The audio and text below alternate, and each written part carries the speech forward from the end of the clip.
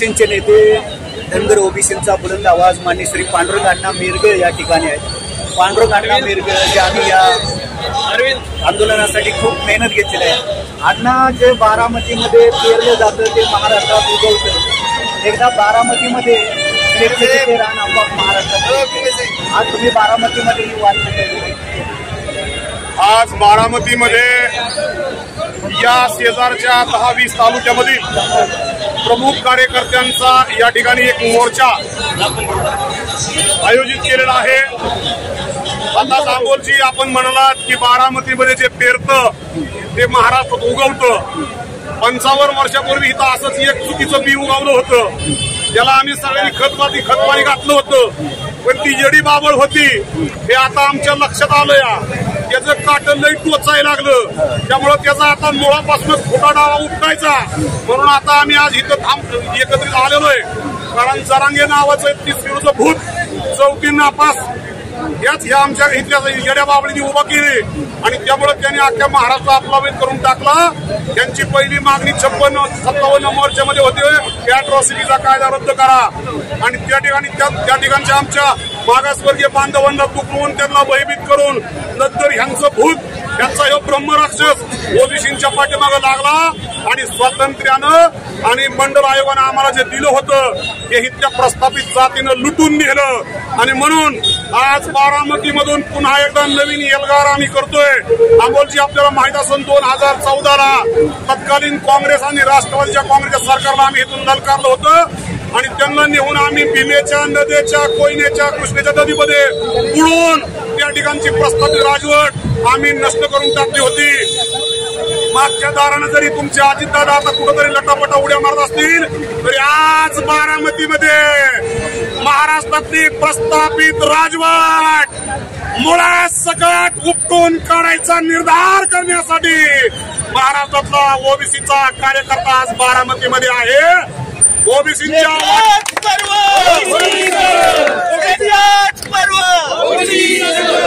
OBC नावाच्या आग्या मोहळाला तुम्ही हात घातलाय। तुमचे हातच काय पण तुमचा राजकीय नरडीचा घोट घेतल्याशिवाय आता ओबीसी स्वस्थ बसणार नाही।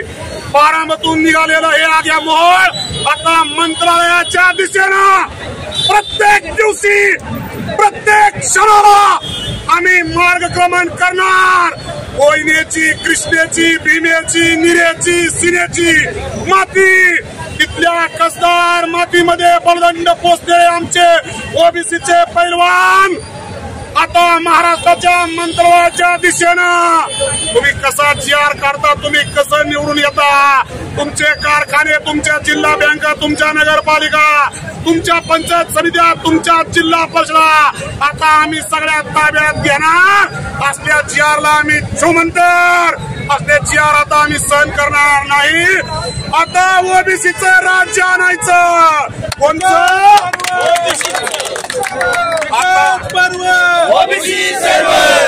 ओबीसी की बात करेगा,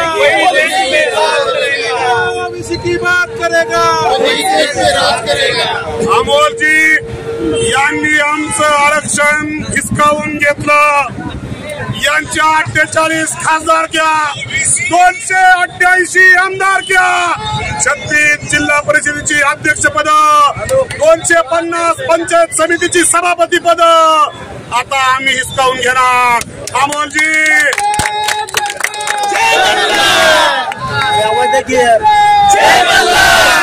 आम्ही 72% आहोत, 52% ओबीसी आणि 20% SC ST।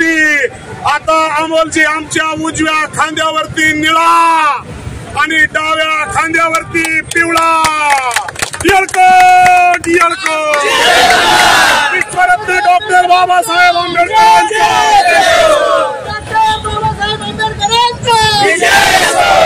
आता जय भीम जय मल्हारची ललकारी, जय भीम जय भीम। आता जय भगवान बाबांची ललकारी, बाबा की सेवालाल महाराजांची ललकारी। आता आमचा बंजारा कैकारी वडारी लमान नंदीवाला सगळ्यांना एकत्र करून ओबीसीचं राज्य आणायचं। महाराष्ट्राची सामाजिक आणि राजकीय परिस्थिती बदलून टाकायची फुले शाहू आंबेडकरांना अभिप्रेत असणारं समतेचं राज्य अहिल्या माईंना छत्रपती शिवाजी राजांना माँसाहेब जिजाऊंना अभिप्रेत असणारं राज्य महाराष्ट्रामध्ये स्थापन करण्यासाठी ओबीसीचा हा महाएल्गार आता निघालेला आहे. आता हा थांबणार नाही. ओबीसींना ओरिजिनल ओबीसींना राजकारणातून हद्दपार करण्यासाठी रचलेला हा डाव आहे. आता ओरिजिनल ओबीसींचं काय होणार? त्यांना सामाजिक न्याय मिळणार का? लोकशाहीचं सामाजिकरण होणार का? कसं आहे अमोलजी, संकटाचं रूपांतर संधीमध्ये करणाऱ्यांची आमची औलाद. आमच्या 54% ओबीसींना 27% आरक्षण होतं. आता आमच्यासाठी सद्भूमी आहे गोपालजी. आता 13% एसटीचं आणि 7% एसटीचं आरक्षण सोडून उरलेल्या 80% जागावरती प्रत्येक ठिकाणी, प्रत्येक वाड्यात, प्रत्येक पाड्यात, प्रत्येक पंचायत समिती गणात, प्रत्येक विधानसभेला ओबीसीचा माणूस उभा करायचा आणि ग्रामपंचायतीपासून ते खासदारकीपर्यंत ओबीसी आता मजल मारणार आणि संपूर्ण महाराष्ट्र ओबीसीच्या कवेत येणार.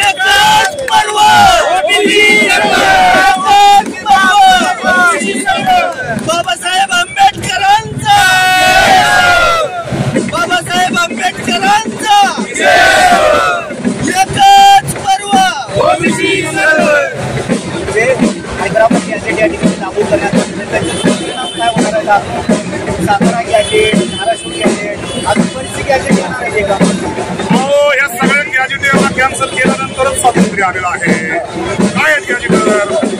स्वातंत्र्याच्या अगोदर वेगवेगळ्या 2000 रियासतींचं राज्य या देशामध्ये होतं. इंग्रजांचं राज्य केल्यानंतर 15 ऑगस्ट 1947 मध्ये स्वतंत्र झाल्यानंतर सरदार वल्लभभाई पटेल नावाच्या पोलादी पुरुषाच्या माध्यमातून सगळी संस्थानं खालसा करून तिथल्या कागदात बाजूला ठेवून या ठिकाणी समतेचा राजा कोलंबिया विद्यापीठामध्ये 300 वर्षानंतर या जगातला सगळ्यात बुद्धिमान महामानव बोधिसत्व विश्वरत्न भारतरत्न डॉक्टर बाबासाहेब आंबेडकरांनी संविधान दिलं आणि त्या संविधानाचा बेसिक ढांचा होता या देशातल्या 4000 जाती, एसटी मधल्या जाती, एसटी मधल्या जमाती, ओबीसी मधल्या जाती आणि जमाती यांना बिप्लोग्राफीच्या नुसार, मानववंशशास्त्रज्ञांच्या नुसार, सागरी आणि जनगणनेच्या नुसार आरक्षण दिलेलं आहे. आम्हाला दिलेलं आरक्षण कुठल्या गॅजेटवर दिलेलं नाही आणि म्हणून हे गॅजेट आहेत याला सगळ्या प्रकृतीमध्ये फिरून द्यायची त्याची लायकी आहे मानववंशशास्त्रज्ञांच्या ग्रंथांची, लायकी आहे सागरी आणि जनगणनेची, लायकी आहे कोलंबिया विद्यापीठामध्ये बाबासाहेबांनी जे लिखाण केलं त्याची, लायकी आहे बिप्लोग्राफीची. या सगळ्या घटनेच्या बेसिस स्ट्रक्चरच्या गोष्टी आहेत. या एरियांना माहीतच नाही कारण ह्यांची कामडी शिकत नाही. कुठतरी वंडरत बोलत भेटतात, मटका दारू विकतात आणि कुठतरी गांजा फुटत पडले असतात. ती गांजा घरी मुंबईला गेली आणि बोंबलत समुद्रामध्ये हागत मुदत बसली. यांना काही कळत नाही. बामणाचा पोरगा हुशार, देवेंद्र फडणवीस बुद्धिमान, यांच्यामध्ये एक उकळी केली यांच्या खिशात घातली आणि ही येडी बोंबलत नाकडागत नाचत आली. आम्ही जिंकलो. अरे तुम्ही काय जिंकला बिंकला नाही. हे राज्य हा देश घटनेवरती चालतो. बाबासाहेब आंबेडकरांनी केलेली घटना आणि घटनेमध्ये आरक्षणाच्या तत्वामध्ये गॅजेटियरला काही महत्व नाही आणि आरक्षणाचा कायदा, आरक्षण देण्याची तरतूद केंद्र सरकारचे, राज्य सरकारला काही अधिकार नाही आणि मग ह्याचा जो GR आहे तो कोर्टामध्ये दाखवल्यानंतर मुंबईचं उच्च न्यायालय 1 मिनिटामध्ये त्याला कचऱ्याच्या फेकून देईल. कारण या देशाच्या सर्वोच्च न्यायालयानं निकाल दिलेला आहे की कुणबी आणि मराठा या 2 वेगवेगळ्या जाती आहेत. मराठ्यांना त्यांची भूमिका अशी आहे की मराठा आणि कुणबी एकच आहे असं अरे 96 कुणी मराठ्यांनी कधी कुणब्यांच्या बरोबर लग्न केली. अरे आमच्या कोकणातल्या कुणब्यांना तुम्ही पंक्तीला बसू देत नाही, त्याला लग्नातला बोलवत नाही, त्यांच्या बरोबर तुमचा रोटीच का बेटीच काय पण रोटी व्यवहार सुद्धा नाही. आणि मग अशा अवस्थेमध्ये तुम्ही कुठल्या तोंडाला सांगता तुम्ही 96 कुणी मराठा आहात, तुम्ही कुणबी नाही आहात. आमचा जो कुणबी आहे जाऊन विचारा चंद्रकांत भावकर साहेबांना, जाऊन विचारा कुणबी सेनेला, ही लोक त्यांच्या बरोबर कसा व्यवहार करतात. आणि म्हणून महाराष्ट्रातला जो उर्वरित कुणबी जो आहे, जो मराठा आहे 96 कुणी मराठा, कुणबी नाहीये आणि त्याला आम्ही ओबीसी मध्ये ओबीसीच्या 1% आरक्षणाला सुद्धा धक्का लागलेला आम्ही सहन करणार नाही म्हणजे नाही. मराठवाड्यातले सगळे कुणबी ओबीसी झाले म्हणून गुलाल उधळत त्यांना काय गुलाल कसं आहे गुलाब त्यांना मुळात कळतच नाही. ती निवडणुकीत हारलं तरी गुलाल उधळतंय आणि जिंकलं तरी गुलाल उधळतंय. अहो कसं आहे अमोलजी लोकशाही मध्ये जरा डोकं लागतं. त्यांचा मेंदू आहे गुडघ्यात त्यांना कळाना ना वळाना आणि बस मागच्या गाडीत. अरे आरक्षण काय असतं समता काय असते तुमच्या बापजाद्यांनी कधी बघितली का? तुम्ही लागला वय आरक्षणामध्ये यायला. आजपर्यंत दलितांवरती अत्याचार करणारे कोण? आमच्या आया बहिणीवरती बलात्कार करणारे कोण? मेट्रो सिटीमध्ये आमच्यावरती ती कॅन्सल व्हावी म्हणणारे कोण? तुम्हीच ना. तुम्हीच सगळा महाराष्ट्र 400 वर्ष करता ना. अरे आमच्या छत्रपती शिवाजी राजानं 18 पगड स्वराज्य निर्माण केलं होतं ते तुम्हाला खपलं नाही. राजांना बीज देणाऱ्यामध्ये कोणाची नाव आहेत? संभाजी राजांना पकडून देणाऱ्यामध्ये कोणाची नाव आहेत? सूर्याजी पिसाळ कुठं जन्माला होता? खंडूजी खोपडे कुठं होता? गणोजी शिर्के कुठं होता? ते कोण आहेत हे विचारा की जरा आपल्या स्वतःला म्हणावं. आम्ही तेच वीर आहोत. त्याच सिद्धाबादची आमची जात आहे. आम्ही 500 जण 28,000ला तानू तानू तानू मारतो.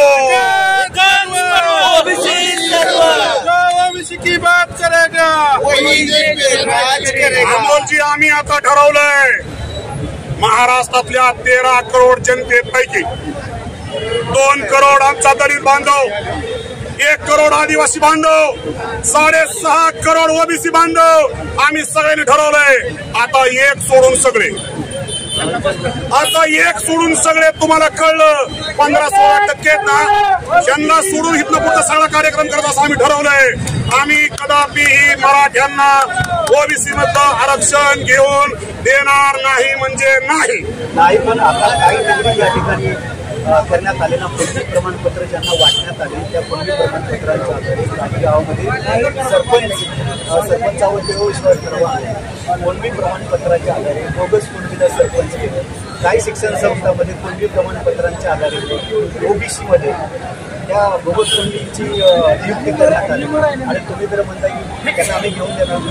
अमोलजी या देशाच्या सार्वभौम संविधानामध्ये एक गोष्ट अशी लिहिलेली आहे, एक कलम असं लिहिलेलं आहे या देशामध्ये कुठल्याही जातीचा काना मात्रा उकार वेलांटी रफार अनुस्वार कुठल्याही प्रकारचा बदल करण्याचा अधिकार हा फक्त आणि फक्त देशाच्या सार्वभौम संसदेला आहे.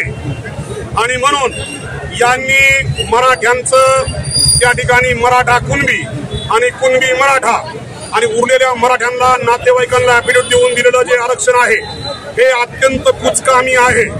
कारण या ठिकाणी सरळ सरळ घटनेचं उल्लंघन होत आहे. घटना म्हणते काना मात्रा उकार वेलांटी रफार अनुस्वार बदलता येत नाही. त्यांची जात आहे हिंदू मराठा आणि जी महाराष्ट्रामध्ये ओबीसी मध्ये जे रिझर्वेशन आहे त्याच्यामध्ये आहे कुणबीला. नंतरच्या कालावधीमध्ये सुशील कुमार शिंदेच्या कालावधीमध्ये मराठा कुणबी आणि कुणबी मराठ्यांना आहे. याच्यामध्ये ह्यांनी एकूण 60 लाख जे बोगस दाखले केलेले आहेत हे बोगस दाखले एक ना एक दिवस कॅन्सल होणार आहेत. त्यासाठी तुम्हाला एखाद्या बाबासाहेब आंबेडकरांच्या वैचारिक पुत्राला किंवा एखाद्या ओबीसीला मुख्यमंत्री करून त्याच्या मंत्रिमंडळामध्ये त्या विधानसभेमध्ये बहुमतानं ओबीसींना दलितांना आदिवासींना निवडून द्यावं लागेल. त्याच वेळेस ही प्रस्थापित जुलमी मोगली राजवट आहे. अरे महाराष्ट्रामध्ये मोगलाई आली, मोगलाई ओबीसींना. ही मोगलाई आजपर्यंत दलितांच्या मुळावर उठली होती, आता ओबीसींना तुमच्या मुळावर उठली. जागा व्हा आणि हा निळा आणि हा पिवळा या हातामध्ये आणि निघा बाहेर. आता तुमच्यापाशी काय राहिलेलं नाही. आता तुमचं सर्वस्व लुटून गेलंय. मंडल कमिशनने दिलेलं तुमचं आरक्षण संपलंय. एक प्रश्न काही दिवसांमध्ये स्थानिक स्वराज्य संस्थांच्या निवडणुका आगामी स्थानिक स्वराज्य संस्थांच्या निवडणुका तोंडावरती असताना ही जी 59 लाख कुणबी प्रमाणपत्र वाटण्यात आलेले आहेत याचा गैरफायदा हे लोक घेऊ शकतात. 100% याचा काय परिणाम होणार? याचा अत्यंत विघातक परिणाम होणार आहे. कारण महाराष्ट्रामध्ये असणारे 6 ते 6 प्रस्थापित पक्ष हे मराठ्यांचे पटीक पक्ष आहेत आणि म्हणून हे पक्ष तिकीट देताना आता निर्विवादपणे बोगस कुणब्यांना तिकीट देणार. म्हणजे भाजपचं, शिवसेनेचं, दुसऱ्या शिवसेनेचं, तिसऱ्या तुमच्या ह्याचं काँग्रेसचं सगळी तिकीटं, सगळे एबी फॉर्म हे बोगस ओबीसीला असणार आहे. हे एक मुद्दा क्लिअर करतो. आता या ठिकाणी अण्णांनी बरोबर मुद्दा सांगितला की सगळी तिकीटं जी आहेत ते बोगस कुणब्यांना दिली जाणार आहे. त्यामुळे ओरिजिनल ओबीसी जो आहे तो कुठेतरी लांब राहणार आहे आणि त्यामुळे ही जी लढाई होणार आहे येणाऱ्या स्थानिक स्वराज्य संस्थांच्या निवडणुकांमधली, ही लढाई ओरिजिनल ओबीसी विरुद्ध डुप्लिकेट ओबीसी अशी होणार नाही. तर ओरिजिनल ओबीसी घरातच राहिला, ही लढाई डुप्लिकेट ओबीसी विरुद्ध डुप्लिकेट ओबीसी अशी होणार आहे. हे पहिल्यांदा तुम्ही समजून घ्या. म्हणजे बोगस कुणबी विरुद्ध बोगस कुणबी अशी ही लढाई होणार आहे. कारण तिकीट वाटणारे सगळे त्यांचे आहेत.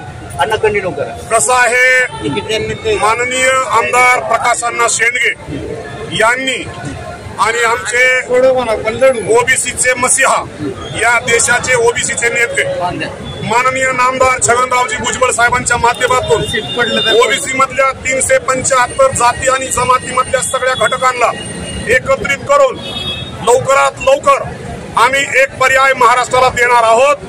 एकतर अमोलजी, नजीकच्या काही दिवसामध्ये या ठिकाणी या सगळ्या गोष्टीला स्टे मिळणार आहे. तातडीनं आम्ही आता उच्च न्यायालयामध्ये आमची रिट पिटिशन, आमची PIL दाखल करणार आहे आणि या विषयाला स्टे घेणार आहे. पण त्याचबरोबर आम्ही एक पर्याय असाही करणार आहे की संपूर्ण महाराष्ट्रातल्या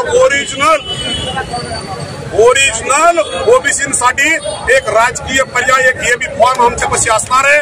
सर्व ओबीसींनी आता प्रस्थापितांचं जे जोखड आहे, जे आपल्या मानेवरती जो आहे, हे फेकून द्यावं आणि ओबीसीच्या ह्या महाएल्गार अभियानामध्ये सामील व्हावं. सगळ्या ओबीसींनी, सगळ्या मागासवर्गीयांनी आपल्याच उमेदवारांना मतदान करायचं. महाराष्ट्रातल्या कुठल्याही मागासवर्गीयानं, कुठल्याही आदिवासीनं, कुठल्याही ओबीसीनं मराठ्यांना मतदान करू नका, करू नका, करू नका.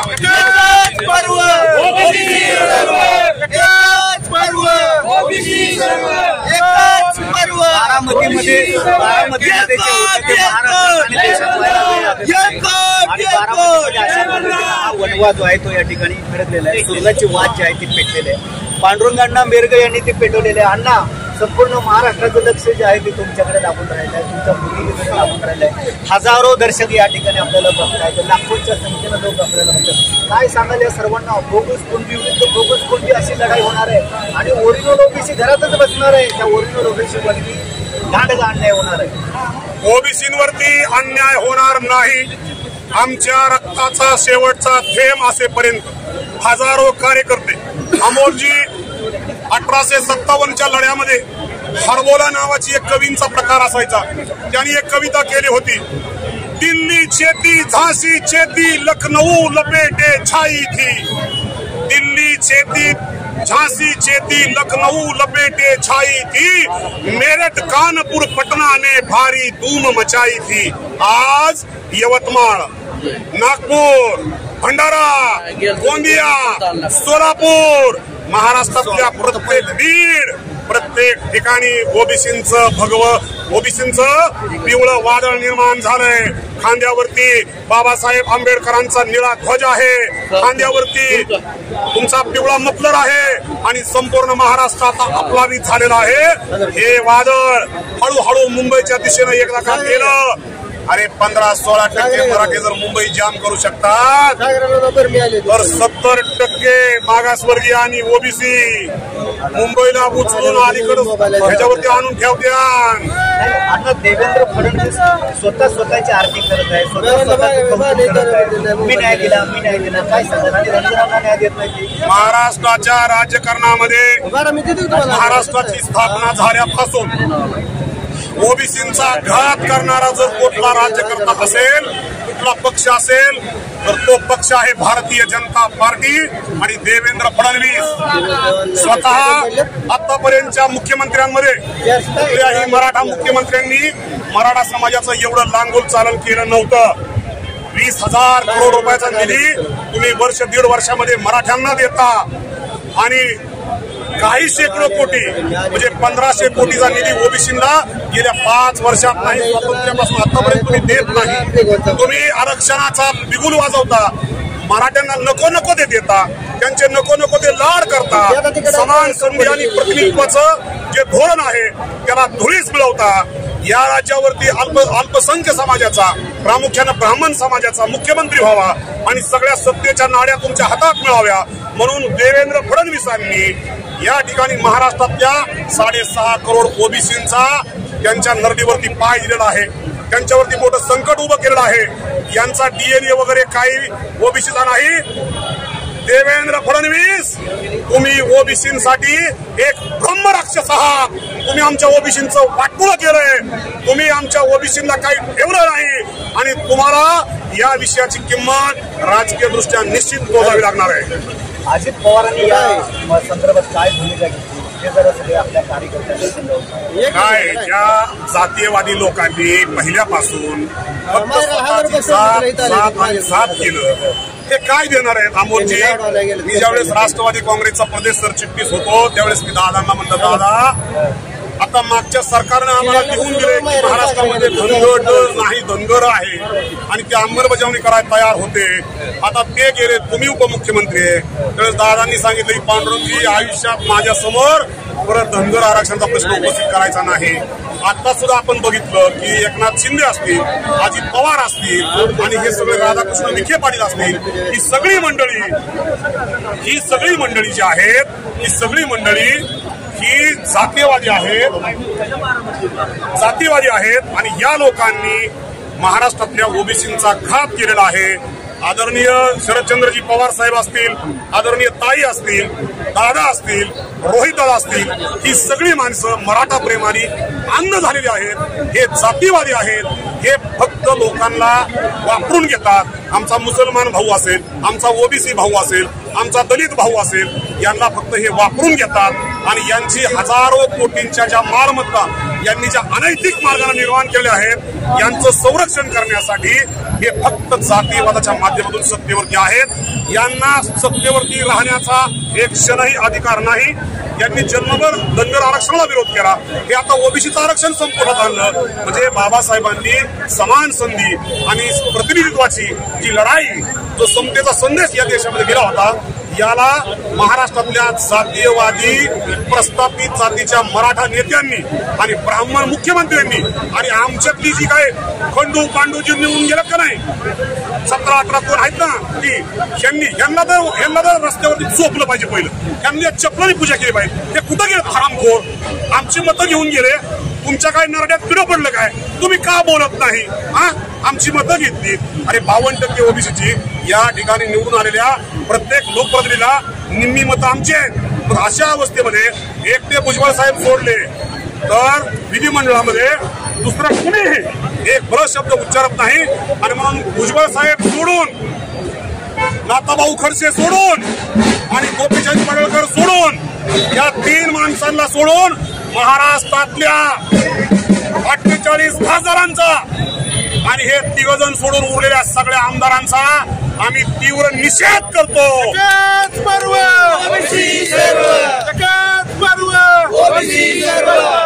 विखे पाटलांची काय परिस्थिती? विखे पाटील त्याच प्रस्थापित जातीतले आहेत. विखे पाटलांनी जे केलं, विखे पाटलांना खरं तर हे समजायला पाहिजे होतं की हा जो GR आहे, हा GR ह्याच्या माध्यमातून संपूर्ण मराठा समाज हा ओबीसी मध्ये येणार आहे आणि गावगाड्यामध्ये मराठा समाजाचं प्राबल्य आहे. आणि म्हणून या GR मुळे गावच्या विविध कार्यकारी सोसायटीमध्ये, ग्रामपंचायतीमध्ये, पंचायत समितीमध्ये, नगर परिषदेमध्ये, नगरपालिकेमध्ये, महानगरपालिकेमध्ये, जिल्हा परिषदेमध्ये ओबीसींचं जे स्थानिक स्वराज्य संस्थांमधलं असणारं जे आरक्षण आहे हे पूर्णपणे संपुष्टात येणार आहे. ह्या गोष्टीची जाणीव जर विखे पाटलांना नसेल तर मला वाटतं त्यांचं डोकं जरा एकदा पुन्हा तपासून घ्यावं लागेल असं मला वाटायला लागलेलं आहे. मराठा समाजामध्ये सातत्यानं असा प्रचार केला जातो की आम्हाला राजकीय आरक्षण नको आहे, आम्हाला शिक्षणामधलं आणि नोकरीमधलं आरक्षण पाहिजे. अहो, आरक्षण हे कसं असते अमोलजी, गाळला तर नुसती साखर नाही, मोलॅसिस बी येतंय, गॅस बी येतंय, स्पिरिट बी येतंय, इथेनॉल बी येतंय. एका तुम्ही आत शिरला अशी काही त्या ठिकाणी प्रावधान नाहीये की ओबीसीच्या आरक्षणामध्ये फक्त तुम्हाला नुसतं राजकारण सोडून शिक्षणामध्ये आणि नोकरीमध्ये. मुळात परिस्थिती अशी आहे की महाराष्ट्रातल्या क्लास 1च्या जागेमध्ये महाराष्ट्रातल्या नोकरीमध्ये 54% प्रतिनिधित्व हे क्लास 1 मध्ये मराठ्यांचं आहे. आणि आरक्षण हा मूलभूत अधिकार नाही, ती एक एक्स्ट्रा ऑर्डिनरी ऍडजस्टमेंट आहे. त्याच्यामध्ये या गोष्टीचं प्रावधान असतं की मिनिमम प्रतिनिधित्व, ऍडिक्वेट रिप्रेझेंटेशन, म्हणजे पुरेसं प्रतिनिधित्व आहे का. मराठ्यांचं या विषयामध्ये पुरेसं प्रतिनिधित्व आहे.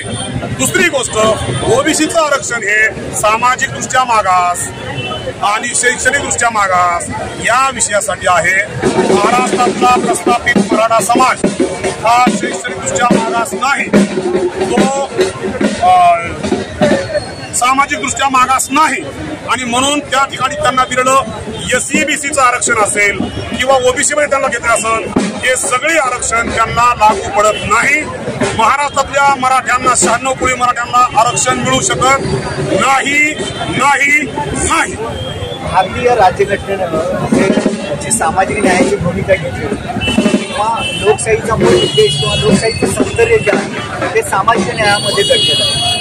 या JR-मुळे जे कुंभार आहेत, नवार आहेत, सुतार आहेत, कोळी आहेत, साडी आहेत, त्यांना सामाजिक न्याय मिळणार आहे का. सामाजिक न्यायाच्या संकल्पनेला कुठं हातात.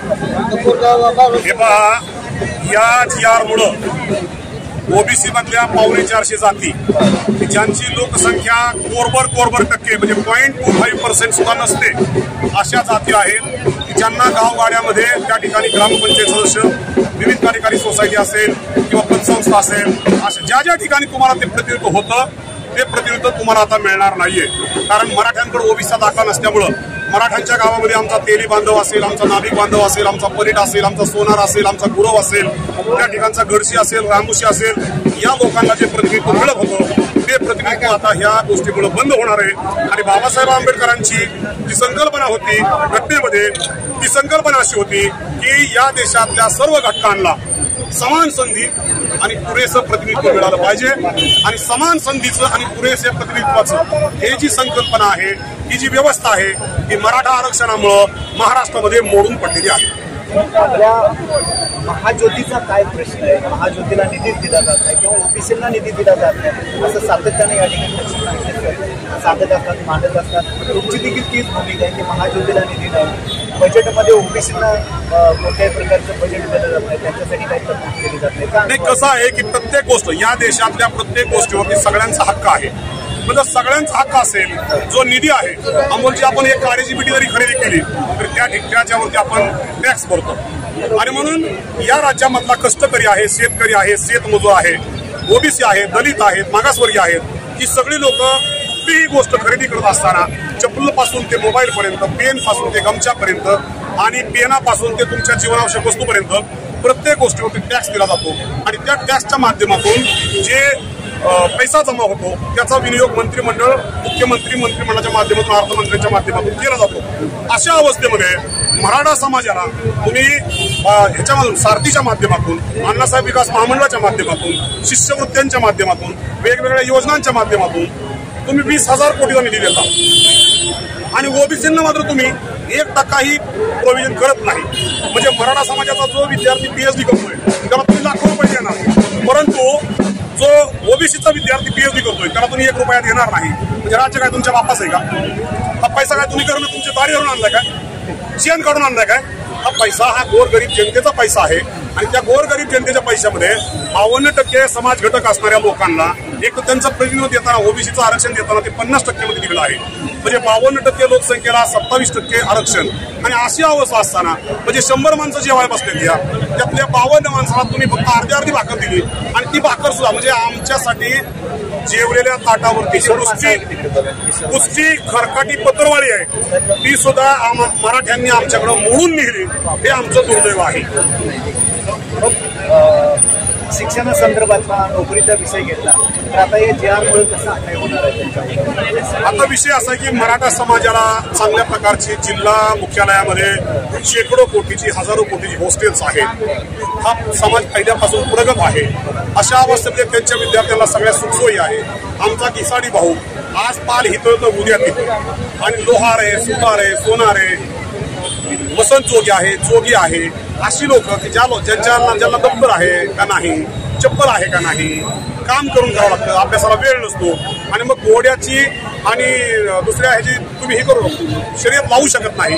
आणि म्हणून मग हे जे मराठी विद्यार्थी आहेत ते मराठा विद्यार्थी जाता इथून पुढच्या स्पर्धा परीक्षांमध्ये त्यांना तशा प्रकारच्या फॅसिलिटी मिळणार आहेत. आणि अशा अवस्थेमध्ये इथून पुढच्या कालावधीमध्ये ओबीसीच्या विद्यार्थ्यांवरती प्रचंड मोठा अन्याय होणार आहे. नोकरीमध्ये साधी गोष्ट आहे, शिक्षण संस्था आहेत. या राज्यातल्या 90% जास्त शिक्षण संस्था ह्या मराठ्यांच्या आहेत आणि त्या ठिकाणी ओबीसीच्या माध्यमातून जे 27% आरक्षण आहे त्या 27% आरक्षणामध्ये तुम्ही फक्त बोगस मराठ्यांना बोगस कुणबीलाच त्या ठिकाणी घेणार आहात, दुसऱ्या कोणाला तुम्ही घेणार नाही. आणि म्हणून आता ओबीसींसाठी नोकऱ्यांची, शिक्षणाची दारं बंद झालेली आहेत. ओबीसी समाजावरती होणाऱ्या अन्यायाचा पाढा या ठिकाणी पांडुरंग मेरगे यांनी वाचलेला आहे. बारामतीमध्ये पांडुरंग मेरगे आणि त्यांच्या सहकार्याने या ठिकाणी वाद पेटवलेले आहे. हा जो वणवा हळूहळू महाराष्ट्रावर या ठिकाणी पसरणार आहे आणि संपूर्ण महाराष्ट्रातून आणि देशातून या ठिकाणी हा उठाव जो आहे तो केला जाणार आहे. पांडुरंगांना मोर्चाचं नियोजन करण्यासाठी या ठिकाणी वेळ झालेला आहे. महाराष्ट्राच्या कानाकोपऱ्यातून असंख्य कार्यकर्ते या ठिकाणी आलेले आहेत. प्राध्यापक लक्ष्मण हाके सर या ठिकाणी येत आहेत. हाके सरांचं ठिकठिकाणी जोरदार स्वागत केलं जाते. ज्या निरा गावामध्ये हाके सरांना अडवलं होतं आणि त्यांच्यावरती म्हणजे दमबाजी करण्याचा प्रयत्न केला होता, त्यांना दमदाटी करण्यात आली. या निरा शहरातच हाके सरांचं भव्य दिव्य असं स्वागत केलं जाणार आहे. त्याच्या स्वागताची जय्यत तयारी त्या ठिकाणी नेरावासियांनी केलेली आहे. त्यांच्याबरोबर हजारो गाड्यांची रॅली या ठिकाणी निघणार आहे. संपूर्ण बारामती तालुका जो आहे तो ओबीसीमय झालेला आहे. आंदोलनामध्ये सर्व कार्यकर्ते, ओबीसी समाजामधल्या सर्व जाती समाजाचे कार्यकर्ते